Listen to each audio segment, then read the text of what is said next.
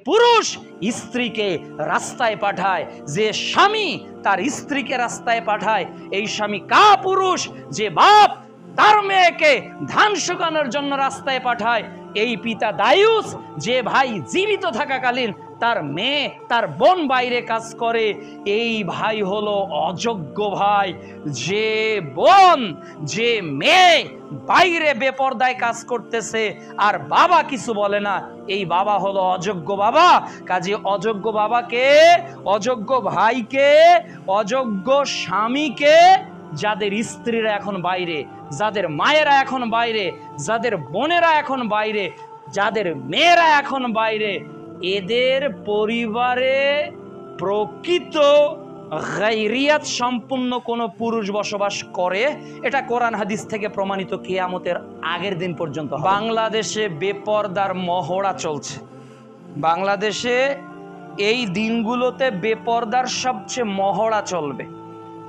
যে স্ত্রীটা এতদিন আপনার বাড়িতে ভালোই ছিল, যে মেয়েটা এতদিন আপনার বাড়িতে ভালোই ছিল, যে বোনটা আপনার বাড়িতে এতদিন ভালোই ছিল, যে মাটা আপনার বাড়িতে এতদিন ভালোই ছিল, এখন আপনার মা, আপনার বোন, আপনার স্ত্রী, আপনার মেয়ে কেউ আর বাড়িতে নেই। ওর বুকে কাপড় নেই, ওর মাথায় কাপড় নেই, ও উলঙ্গ হয়ে, ও অর্ধলঙ্গ হয়ে রাস্তায় নেমেছে খড় শুকানোর জন্য, রাস্তায় নেমেছে ধান শুকানোর জন্য।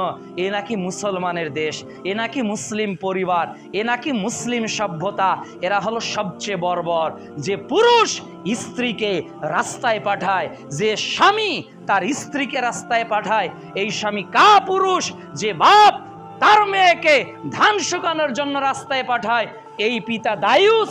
যে ভাই জীবিত থাকাকালীন তার মেয়ে তার বোন বাইরে কাজ করে, এই ভাই হলো অযোগ্য ভাই। যে বোন যে মেয়ে বাইরে বেপরদায় কাজ করতেছে আর বাবা কিছু বলে না, এই বাবা হলো অযোগ্য বাবা।